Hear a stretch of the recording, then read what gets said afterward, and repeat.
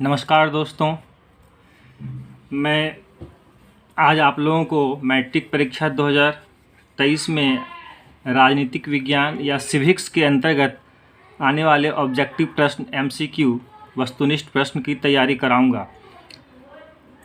वर्ग दसम के राजनीतिक विज्ञान जिसका पहला चैप्टर है सत्ता की साझेदारी। तो मैं अभी आप लोगों को पिछले बार हिस्ट्री का राष्ट्रवाद के बारे में तैयारी करवाया था।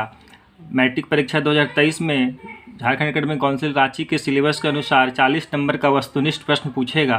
तो ये सभी प्रश्न इम्पोर्टेंट है, आप इसको बढ़िया से याद कर लेंगे और आप मेरे वीडियो को प्लीज़ सब्सक्राइब कर देंगे ताकि आने वाले समय में मैं अभी हर विषय का तैयारी करवाऊँगा आपको 40 नंबर का प्रश्न, तो आपको वीडियो आसानी से मिल जाएगा।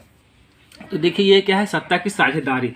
सत्ता की साझेदारी का मतलब होता है कि किसी देश में रहने वाले सभी लोगों को उस देश की सरकार में शामिल किया जाता है, या किसी देश की सत्ता के अंदर रहने वाले सभी वर्गों को उसमें, सभी समुदायों को उसमें शामिल या हिस्सेदारी बनाया जाता है। इससे क्या होता है कि उसको बेगानेपन का एहसास नहीं होता है। तो इसी के बारे में यहाँ पे दो एग्जाम्पल दिया गया है, बेल्जियम और श्रीलंका का। तो पहला प्रश्न है, बेल्जियम में डच भाषा बोलने वालों की जनसंख्या कितनी थी? ये 59% थी। जो बेल्जियम था वहाँ कुल आबादी में 59% जो है वह डच बोलते थे। दूसरा प्रश्न है, बेल्जियम में 40% लोग कौन सी भाषा बोलते थे? तो 40% लोग वहाँ पे फ्रेंच बोलते थे। बेल्जियम में 40% फ्रेंच बोलते थे, 59% डच बोलते थे और 1% जो है वह जर्मन भाषा बोलते थे। क्या बोलते थे? जर्मन भाषा। तो याद रखिएगा कि बेल्जियम में डच बोलने वालों की जनसंख्या 59%, फ्रेंच बोलने वालों की जनसंख्या 40% और जर्मन भाषा बोलने वालों की जनसंख्या 1% था। अब है तीसरा नंबर प्रश्न, श्रीलंका एक स्वतंत्र राष्ट्र कब बनाने की श्रीलंका को आज़ादी कब मिली? तो श्रीलंका 1948 ईस्वी में स्वतंत्र हुआ था। इसी से प्रश्न है चौथा नंबर, श्रीलंका में सिंहलियों और तमिलों की जनसंख्या कितनी थी? तो श्रीलंका में जो सिंहली थे वह 74% था और तमिल जो है वह 18%। श्रीलंका में अगर पूछेगा कि सिंहली कितने प्रतिशत लोग थे तो 74% और तमिल जो थे वह 18% थे। अब है पांचवा नंबर प्रश्न, सिंहलियों को श्रीलंका का एकमात्र राजभाषा कब घोषित किया गया? तो हम आपको बता दें कि श्रीलंका में जो है सो 1956 में एक कानून बनाया गया और उस कानून के तहत सिंहली को राजभाषा घोषित कर दिया गया। किसका? श्रीलंका का राजभाषा घोषित कर दिया गया और इसके तहत सिंहली भाषा से जो विद्यार्थी होते थे उनको सरकारी नौकरियों और विश्वविद्यालयों में आरक्षण या प्राथमिकता दिया जाता था और तमिलों को दरकिनार कर दिया जा रहा था। इसीलिए तमिलों के मन में असंतोष पैदा हो गया सिंहलियों के प्रति। अब छठा नंबर प्रश्न है, बेल्जियम के नेताओं ने श्रीलंका से अलग हटकर कौन सा फैसला किया?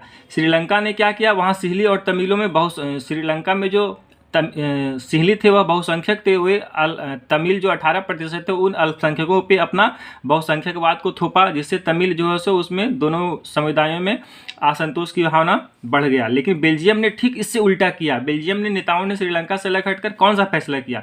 तो बेल्जियम ने 1970 और 1993 के बीच अपने संविधान में 4 बार संशोधन किए ताकि देश में रहने वाले किसी भी आदमी को बेगानेपन का एहसास ना हो और सभी आदमी मिलजुल कर रह सके।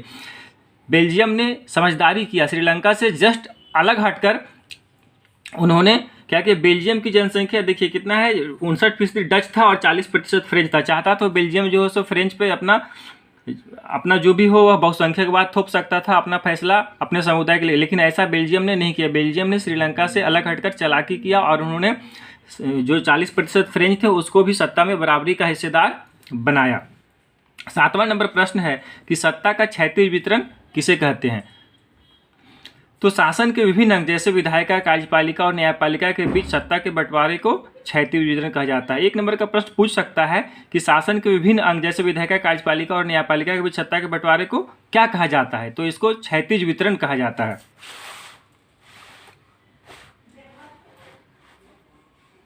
अब है आठवां नंबर, ऊर्ध्वाधर वितरण किसे कहा जाता है?